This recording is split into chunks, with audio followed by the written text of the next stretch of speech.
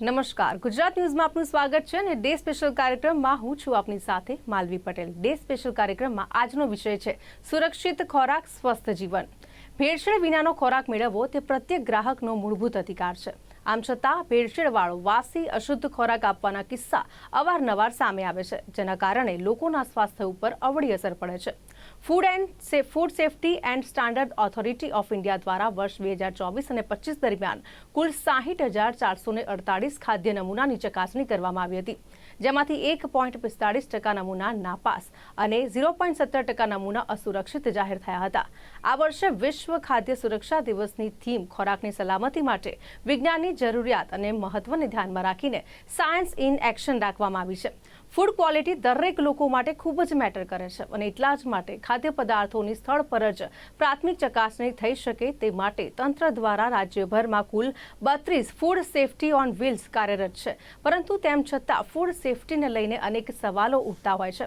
ત્યારે આજે જે ડે સ્પેશિયલ કાર્યક્રમ છે એની અંદર એ જ વિશે વાત કરવી છે, સુરક્ષિત ખોરાક અને સ્વસ્થ જીવન। અને આ જ વિશે ચર્ચા કરવા માટે આપણી સાથે ગેસ્ટ પેનલમાં જોડાયા છે ડોક્ટર અનંદિતા મહેતા, જેઓ CEO CERC ગ્રાહક સુરક્ષામાંથી છે, અને સાથે જ આપણી સાથે બીજા ગેસ્ટ છે કેતન મહેતા, જેઓ senior food safety officer AMC માંથી છે। આ બંનેનું સ્વાગત છે ડે સ્પેશિયલ કાર્યક્રમમાં। જે પ્રમાણે વાત કરીએ કેતનભાઈ, વિશ્વ ખાદ્ય સુરક્ષા દિવસ વિશ્વભરમાં આજે મનાવવામાં આવે છે, તો શું કારણ છે, શા માટે વિશ્વ ખાદ્ય સુરક્ષા દિવસ 7 જૂને મનાવવામાં આવે છે? આમ તો આપ જાણતા હશો, આપના માધ્યમથી જણાવું છું કે WHO અને the United Nations Food and Agriculture Organization દ્વારા સંયુક્ત રીતે 7મી જૂન દર વર્ષે 7મી જૂનને ફૂડ સેફ્ટી અવેરનેસ માટેનો ખાસ પ્રોગ્રામ તરીકે આખા વર્લ્ડમાં ડિક્લેર કરવામાં આવેલ હતો। તેના અનુસંધાને જન જાગૃતિ દ્વારા દરેક જનમાનસને સ્વસ્થ ખોરાક મળી શકે, આરોગ્યપ્રદ ખોરાક મળી શકે, તેના માટે ચિંતિત WHO અને WFOએ આ દિવસને નક્કી કરીને સમગ્ર વિશ્વમાં તેની ઉજવણી કરવામાં આવે છે। જી બિલકુલથી। આ સાથે જ મેમ, જે પ્રમાણે વાત કરીએ તો ઘણી વખત એવું બનતું હોય છે કે ઘણી વસ્તુ એવી હોય છે જેની ઉપર એક્સપાયરી ડેટ નથી હોતી, યા તો પછી પ્રોડક્ટ્સની જે ડિટેલ્સ આપવામાં આવતી હોય છે તે પૂરતી નથી હોતી, તો એવા કેસમાં શું કરી શકાય? આનંદિતા મેમ। हाँ जी। જી સો આપણે જોઈએ છે કે અવારનવાર બહુ બધી જે સબસ્ટેન્ડર્ડ ફૂડ્સ છે, ઇનફેક્ટ જે કાઉન્ટરફીટ પ્રોડક્ટ્સ જેને કહીએ, જે નકલી ભેળસેળ યુક્ત જે ખાદ્ય ખોરાકો જે બજારમાં મળે છે, તો એની આ ઇન્સિડન્સીસ વધતા જાય છે। આજે વર્લ્ડ ફૂડ સેફ્ટી ડે, એનું મહત્વ એ છે કે દુનિયાભરમાં, વિશ્વભરમાં ફૂડ સેફ્ટી વિશેની જાગૃતિ અને અવેરનેસ ગ્રાહકોમાં વધારવી, અને ફૂડ સેફ્ટી જે છે એ ઇઝ એવરીબડીઝ બિઝનેસ, એટલે એક કોલેબોરેટિવ એફર્ટ છે। એટલે દરેક તબક્કે, ફ્રોમ ફાર્મ ટુ ટેબલ સુધીની જે દરેક તબક્કે ફૂડ સેફ્ટી જળવાઈ રહેવું જોઈએ, ફૂડ સેફ્ટી રહેવી જોઈએ। અને એ અથવા તો ફાર્મમાં જ્યારે પેસ્ટિસાઇડ્સ અને કીટનાશક, જંતુનાશકની જે યુઝ છે, એનાથી માંડી ને in terms of food processing હોય, અથવા તો પેકેજિંગ હોય, અથવા તો ટ્રાન્સપોર્ટેશન હોય, અથવા તો રિટેલમાં એને જે રાખવાની રીત છે, એ બધે તબક્કે ફૂડ સેફ્ટી ની ઉલ્લંઘન થાય છે। ફૂડ સેફ નથી રહેતું। જ્યારે કન્ઝ્યુમર પાસે, ગ્રાહક પાસે એ ફૂડ પહોંચે છે, ત્યારે એની સેફટી કોમ્પ્રોમાઇઝ થઈ જતું હોય છે, જેના લીધે ઘણી બધી ઇશ્યુઝ થઈ શકે છે।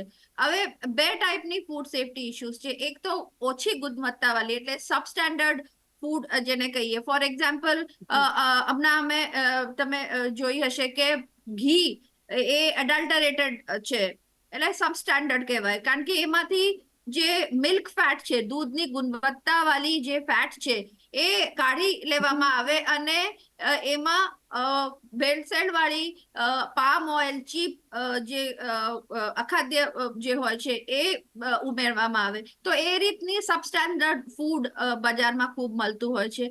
વત્તા જે સ્પાઇસીસ જે આપણે જોઈએ મરી મસાલામાં, એમાં પણ અખાદ્ય કલર્સ, મરચા હોય તો એમાં લાકડાની ભૂકી ને એ બધી ઘણી બધી એમાં જે ભેળસેળ જોવા મળે છે. તો આ બધી કારણે ફૂડ સેફટી આપણી જળવાતી નથી. ગ્રાહકોના સ્વાસ્થ્ય સાથે ચેડા થતું હોય છે અને આ બધાની કોલેબોરેટિવ એફર્ટથી જ આપણે એને ટેકલ કરી શકીએ.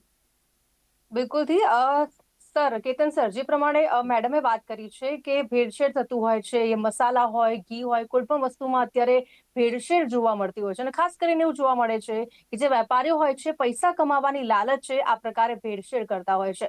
તો આવા લોકો ઉપર કાર્યવાહી થાય છે તો ખરી, પણ કેવું થાય છે કે તહેવાર આવતો હોય છે, જેમ કે દશેરાનો તહેવાર આવવાનો હોય, તહેવાર હોય છે ત્યારે સેમ્પલ લેવામાં આવે છે, પરંતુ એના પરિણામ જે છે એ આપણે દિવાળી પર મળતા હોય છે અને ત્યાં સુધીમાં તો આપણે ફાફડા અને જલેબી જેવી વસ્તુ આપણે આરોગી ચૂક્યા હોઈએ છીએ. તો આવું પણ થતું હોય છે. તો આને લઈને ક્યાંક નથી લાગતું કે કંઈક કડક એક્શન લેવા જોઈએ, કારણ કે બેફામ રીતે ભેળસેળ કરવામાં આવે છે અને સાથે સાથે આપણે જોઈએ છીએ કે દરેક જગ્યાએ આ પ્રકાર, ઘણી બધી એવી જગ્યાઓ છે જ્યાં ભેળસેળ, હમણાં રિસન્ટલી ઘણા બધા એવા કિસ્સા આવ્યા છે જેમાં ભેળસેળ યા તો પછી જીવાત મળતી હોય, બંધો મળતો, આવી પણ જે સમસ્યાઓ હોય છે આવતી હોય છે. તો તેને લઈને કડક કાર્યવાહી થવી જોઈએ, એવું નથી લાગતું આપને? જી મેડમ, આપની વાત 100% સાચી છે. હાલમાં જ આપણા ઘણા કિસ્સાઓમાં આપણે ન્યૂઝપેપરમાં કે ટીવી આપના માધ્યમ દ્વારા જાણવામાં આવે છે કે ઘણી જગ્યાએ રેસ્ટોરન્ટ હોય કે કોઈ મેન્યુફેક્ચરિંગ યુનિટ હોય કે જ્યાં રો મટીરિયલથી ખોરાક તૈયાર થતો હોય છે, તો રો મટીરિયલને પ્રોપર વેથી તેઓ હાઇજીન કન્ડિશનમાં રાખતા નથી હોતા. તેવા કિસ્સાઓમાં food safety and standard act 2006 અન્વયે અમારી ફૂડ સેફ્ટી ઓફિસર્સ દ્વારા વારંવાર રેડ કરવામાં આવે છે. સેકન્ડલી, આપણે કહ્યું તેમ કે તહેવારો વખતે સેમ્પલ લેવામાં આવે છે, એવું નથી મેડમ. એમાં એવું છે કે જ્યારે તહેવારોમાં પર્ટિક્યુલર ખાદ્ય વસ્તુનું પ્રોડક્શન વધી જતું હોય છે અને તેવી જ રીતે તેની ડિમાન્ડ પણ વધી જતી હોય છે. પબ્લિક જ્યાં સસ્તું દેખાય છે ત્યાં ખરીદવાની જે વૃત્તિ છે તેવી થોડીક એવોઇડ કરવી જોઈએ. હાઇજીન કન્ડિશન રિલેટેડમાં પર્ટિક્યુલર વાત કરું તો અમદાવાદ મ્યુનિસિપલ કોર્પોરેશન દ્વારા માનનીય મ્યુનિસિપલ કમિશનરની સૂચના દ્વારા આપણે ફૂડ સેફ્ટી એન્ડ સ્ટાન્ડર્ડ એક્ટમાં જે લોકલ હેલ્થ માટેના જે ઇસ્યુ હોય છે તેના માટે લોકલ ઓથોરિટી દ્વારા જે માન્ય કરવામાં આવે છે, જેવી રીતે કે તેઓએ પર્ટિક્યુલર કિચન વેસ્ટ કોન્ટ્રાક્ટ કરેલો હોવો જોઈએ કે પર્ટિક્યુલર એએમસીની ગાડીમાં પર્ટિક્યુલર કિચન વેસ્ટ લઈ જઈ શકે. સેકન્ડલી, તેઓ પેસ્ટ કંટ્રોલ સર્ટિફિકેટ કરાવે અને તેનું સર્ટિફિકેશન પણ પબ્લિકને અને જ્યારે બી કોઈ બી ઓફિસર જાય ત્યારે તેને બી જોવા મળે. સેકન્ડલી, તેઓને જે હાઇજીન કન્ડિશન માટે તેઓના જે વર્કર્સ હોય છે તેઓના નખ કાપેલા હોવા જોઈએ, હેર કટ હોવા જોઈએ, કેપ, હેન્ડ ગ્લોવ્સ, એપ્રેન વગેરે પહેરીને જ ખાદ્ય પદાર્થ બનાવવામાં આવે કે પેકિંગ કરવામાં આવે, તેના ઉપર પણ પૂરતું ધ્યાન આપવામાં આવે છે. બિલકુલથી મેમ, જે પ્રમાણે સરે વાત કરી કે આપણે જોયું કે આમ તો જે પ્રમાણે જે અખાદ્ય જથ્થાઓ મળી આવે છે ને ત્યારબાદ તંત્ર દ્વારા કાર્યવાહી પણ કરવામાં આવતી હોય છે અને જપ્ત કરવામાં આવે છે, સેમ્પલ લેવામાં આવે છે. આ તમામ પ્રકારે તંત્ર દ્વારા પ્રયાસ કરવામાં આવે છે, પરંતુ ક્યાંક ને ક્યાંક એવું પણ બનતું હોય છે કે આપણે ફૂડ સ્ટ્રીટ જોઈએ છે, પાણીપુરીની લારી ઉપર જોઈએ છીએ કે લોકો એ ખોરાક આરોગે છે અને ત્યારબાદ ફૂડ પોઈઝનિંગ જેવી અસર પણ થતી હોય છે. તો આપને નથી લાગતું કે ક્યાંક ને ક્યાંક એ અટકવું જોઈએ, કારણ કે સૌથી વધારે મહત્વનું છે આપનું સ્વાસ્થ્ય અને એના વિશે જાગૃતિ લાવવી એ તો ખૂબ જ જરૂરી છે. ત્યારે આવા કેસમાં શું કરી શકાય? ફૂડ હાઇજીનની આપણે વાત કરીએ તો એ એક બહુ જ મોટી સમસ્યા છે. અમદાવાદમાં પણ જોવા મળે છે કે આ જે લારીઓ છે, ઇનફેક્ટ ઇવન રેસ્ટોરન્ટ્સના જે કિચન્સ છે એમાં પણ ફૂડ સેફટી અથવા તો હાઇજીનની અભાવ છે.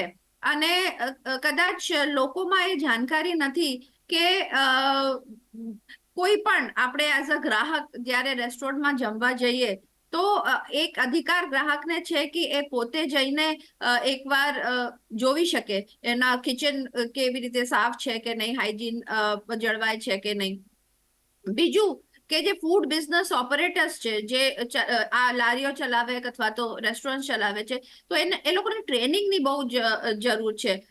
FSSAI દ્વારા અવારનવાર એની રેગ્યુલર ટ્રેનિંગ હોવી જોઈએ હાઇજીન ની લાગતી, જે ફૂડ સેફ્ટી મેનેજમેન્ટ સિસ્ટમની જે ટ્રેનિંગ બહુ જ ઇમ્પોર્ટન્ટ છે. કારણ કે હાઇજીન એક એવી વસ્તુ છે કે નાની નાની વસ્તુઓમાં તમે ફૂડ કેવી રીતે સ્ટોર કરો છો, એ સ્ટોરેજની કન્ડિશન કેવી છે, ત્યાં ભેજ તો નથી આવતું ને જ્યાં તમારું રો મટીરિયલ મૂકી રાખ્યા છે, અથવા તો તમારી રેસ્ટોરન્ટની આજુબાજુમાં કંઈક ખુલ્લું ગટર તો નથી ને, કે તમારે જે બી ફૂડ બિઝનેસ છે, લારી છે કે જે પણ છે, તમે જે પાણી વાપરો છો એ પાણી કેટલું શુદ્ધ છે, તમારા રેસ્ટોરન્ટ્સમાં અથવા તો જ્યાં તમે ફૂડ બિઝનેસ ચલાવો છો ત્યાં પેસ્ટ કંટ્રોલ રેગ્યુલરલી થાય છે કે નહીં, તમારે જે લોકો કામ કરે છે એ લોકોની પર્સનલ સ્વચ્છતા, એ લોકોની પોતાની જે હાઇજીન છે એ મેન્ટેન થાય છે કે નહીં, એ લોકો કેપ પહેરે છે કે નહીં, હાથ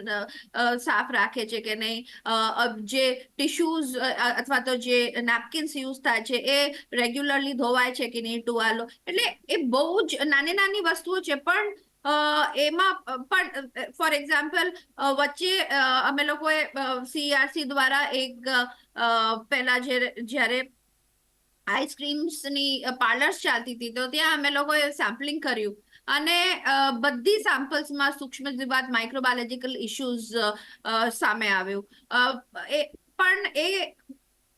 પછી ખબર પડી કે આ જે પાર્લર્સ છે એ જે આઈસ્ક્રીમ સ્કૂપ કરતા હતા, એ સ્કૂપ એક વાટકી પાણીમાં સવારથી રાત સુધી એ જ પાણીમાં એ પલાળી રાખે અને એ જ સ્કૂપ કરીને આઈસ્ક્રીમ ગ્રાહકોને આપતા હતા. તો એક નાનકડી વાત હતી, પણ એમાં પણ માઇક્રોબાયોલોજીકલ કન્ટામિનેશન એ રીતે પણ આવી ગયું. રિટેલ આઉટલેટ્સમાં જ્યારે ડેરી પ્રોડક્ટ્સ, પનીર છે, ખોયા છે, આ બધું છે, તો એ જ્યારે મૂકવામાં અને ટેમ્પરેચર પરફેક્ટ ના હોય, એટલે કે ટેમ્પરેચર મેન્ટેન ના થતું હોય તો મિલ્ક, દૂધ ને દૂધનો ઉત્પાદ એ બહુ જલ્દી બગડી જાય, એમાં માઇક્રોબાયોલોજીકલ કન્ટામિનેશન, સૂક્ષ્મ જીવાતની ઇશ્યુઝ આવી જાય. તો આ રીતે હાઇજીન એક એવી વસ્તુ છે કે જેની અવેરનેસ ગ્રાહકોને તો હોવી જોઈએ, પણ ફૂડ બિઝનેસ ઓપરેટર્સને પણ આટલી બધી જે મેં વાત કરી આ બધી બાબતોની ખબર હોવી જોઈએ, એની ધ્યાન રાખવું જોઈએ, એનું જ્ઞાન હોવું જોઈએ, અને તો જ ક્યાંક ને ક્યાંક હાઇજીન વિલ બી મેન્ટેન્ડ. જી બિલકુલ. કેતનભાઈ, આપને સવાલ પૂછવા માંગુ છું કે કોઈ પણ કસ્ટમર જ્યારે વસ્તુ ખરીદવા જાય છે ત્યારે એમાં કોઈ કમ્પ્લેન નીકળે છે, પરંતુ કમ્પ્લેન હોય છે કે ભાઈ આ વાસી છે, એમાંથી સ્મેલ આવે છે કે કંઈક નીકળ્યું હોય, ચલો બરાબર. પરંતુ થાય છે એવું કે દુકાનવાળા છે, ડિસ્ટ્રીબ્યુટર જે હોય છે એની ઉપર વાત નાખી દે છે. ડિસ્ટ્રીબ્યુટર કે છે મેન્યુફેક્ચરિંગ જ એવી રીતે આવ્યું હતું. તો આવી બધી પણ સમસ્યાઓ ગ્રાહકને ભોગવવી પડતી હોય છે. તો હવે એનું જે નિરાકરણ છે ને આવતા ખાસો બધો સમય લાગતો હોય છે. તો જલ્દીથી નિરાકરણ આવી શકે એના માટે શું કરવું જોઈએ આપણે? મેડમ, આમ તો food safety and standard authority India દ્વારા અને FDCA ગાંધીનગર ગુજરાત રાજ્ય દ્વારા આપણે ફૂડ સેફ્ટી ઓન વ્હીલ છે, તેના દ્વારા પ્રોમ્પ્ટ રિઝલ્ટ પણ મળી શકે છે. આપણને બેઝિક ખ્યાલ આવી જતો હોય છે કે આમાં શું હોઈ શકે છે. સેકન્ડલી, જ્યારે બી કોઈ બી રિટેલર આવા કિસ્સાઓમાં મેન્યુફેક્ચરરનું કે ડિસ્ટ્રીબ્યુટર પર ઢોળતા હોય છે તો અમે એ લોકોને કેસમાં પણ ઇન્વોલ્વ કરતા હોઈએ છીએ. જેવી રીતે કે રિટેલમાંથી તે લોકોએ જ્યારે બી ફૂડ સેલ કર્યું છે તો સેકન્ડલી એમાં ડિસ્ટ્રીબ્યુટર કોણ હતા, એના મેન્યુફેક્ચરર કોણ છે, એમને હાઇજીન કન્ડિશન પ્રોપર વેથી એને ફોલો કરી છે કે નહીં, તેના પણ ઝીણવટ ભરી તપાસ કરવામાં આવે. બિલકુલથી. આનંદિતા મેમ, જે પ્રમાણે વાત કરીએ તો હવે જે પ્રમાણે કાયદો શું કહે છે આને લઈને અને સજાની શું જોગવાઈ છે? કારણ કે કાયદાનો ડર નથી, ક્યાંક ને ક્યાંક કોક છટકબારી શોધતા પણ દેખાય છે. તો કાયદો શું કહે છે ગ્રાહક સુરક્ષાને લઈને?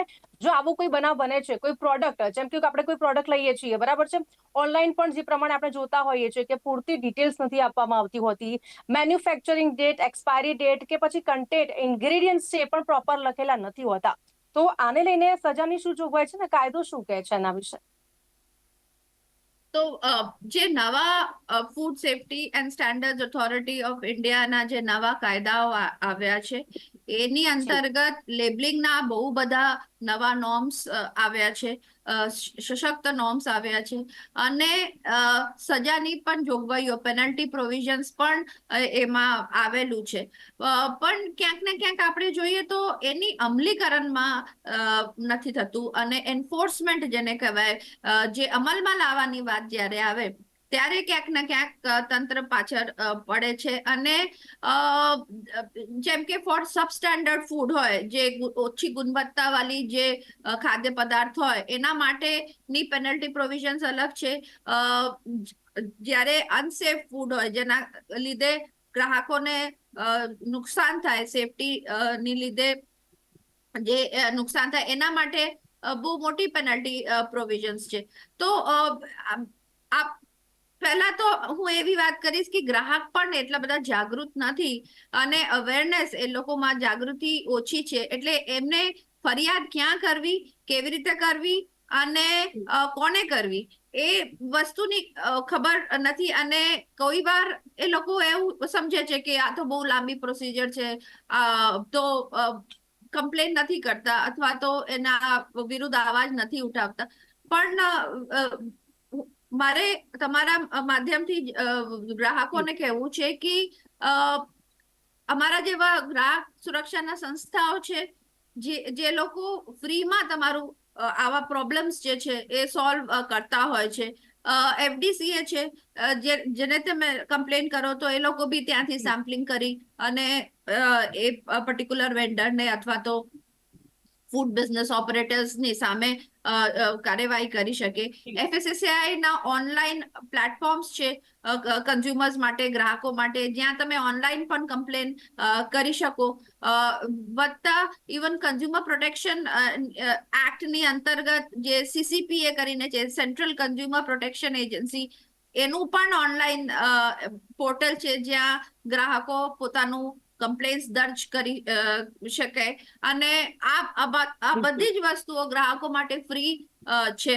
ઓનલી થિંગ ઇઝ કે ગ્રાહકોને સજાગ રહેવું જોઈએ, જાગૃત થવું જોઈએ, અને તંત્રની પણ રિસ્પોન્સિબિલિટી છે કે માત્ર ફેસ્ટિવલ્સની દોરાન નહીં પણ સતત થ્રુઆઉટ ધ યર્સ એ લોકોને સેમ્પલિંગ થવું જોઈએ, ટેસ્ટિંગ થવું જોઈએ પ્રોડક્ટ્સની, અને કાર્યવાહી થોડીક ઝડપથી થવું જોઈએ. કારણ કે જ્યાં સુધી આ સમયગાળો નીકળી જાય વચ્ચે, જ્યારે પકડાય અને ત્યાંથી લઈને સજા થાય ત્યાં સુધી ઘણા બધા ગ્રાહકોને નુકસાન ઓલરેડી પહોંચી જતું હોય છે. એટલે જે કાર્યવાહી છે એને હાથ ધરવાની બહુ જ બની જાય છે. કાયદાઓ તો આપણા દેશમાં બહુ જ છે. એફએસએસઆઈમાં જેમ કે મેં અગાઉ વાત કરી, કાયદાઓ સશક્ત થયા છે રિસન્ટલી, અને પણ એનું અમલીકરણમાં આપણે પાછળ પડીએ છીએ, અમલીકરણમાં તંત્ર પાછળ પડે છે. અને જેના લીધે આટલી બધી જે આપણે અનસેફ પ્રોડક્ટ્સ મળે છે, જોવા મળે છે, સ્પેશિયલી ડેરી પ્રોડક્ટ્સમાં તો બહુ જ તકલીફો છે. તમે ઘીની વાત કરો અથવા તો દૂધની વાત કરો અથવા તો પનીર, ઘી, અને હવે તો એનાલોગ્સ જે નીકળી છે મિલ્ક પ્રોડક્ટ્સની, એના વિશે પણ ગ્રાહકોને ખબર નથી હોતી. તો પનીર સમજીને પનીરની એનાલોગ ખાતા હોય, ચીઝ સમજીને ચીઝની એનાલોગ એટલે એના જેવી દેખાય પણ એકચ્યુઅલમાં ચીઝ કે પનીર નથી હોતી, એની એક બીજું રૂપ હોય છે જેને એનાલોગ કહે છે. તો ઘણી બધી એસ્પેક્ટ્સ છે અને લૂપહોલ્સ બહુ બધી છે જે આપણે. અનિંદિતા મેમ, છેલ્લો સવાલ મારે આપને પૂછવો છે કે ફૂડ સેફટીને લઈને લોકોમાં જાગૃતિ આવે એના માટે શું કરવું જોઈએ? ટૂંકમાં જણાવજો. હેલો. અનંદિતા મેમ, આપણે સવાલ કે ફૂડ સેફટીને લઈને જાગૃતિ માટે જાગૃતિ આવે લોકોમાં, એના માટે શું કરવું જોઈએ? પહેલા તો ખાલી લોકોમાં નહીં, પણ food safety is everyone's business, જેમ કે મેં વાત કરી. તો સૌથી પહેલા તો training programmes for food business operators, જે લોકો ફૂડ બિઝનેસ ચલાવતા હોય એ લોકો માટે રેગ્યુલર ટ્રેનિંગની જોગવાઈ હોવી જોઈએ.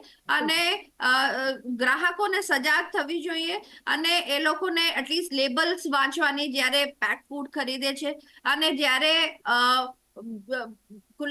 ખુલ્લી વસ્તુ ખરીદી છે ત્યારે એટલીસ્ટ એની એક્સપાયરી ડેટ અને એની ક્યાંથી લે છે, જે જગ્યાએથી લે છે એની સ્વચ્છતા કેવી છે, એની રેપ્યુટેશન કેવી છે કંપનીની, તો એ બધી જોઈને લેવું જોઈએ. અને ઘરે પણ એને સ્ટોર કરવાની એમની જે મેથડ્સ છે, રેફ્રિજરેટરની ટેમ્પરેચર્સ વગેરે અવારનવાર ચેક કરવું જોઈએ, ઓન એન્ડ ઓફ.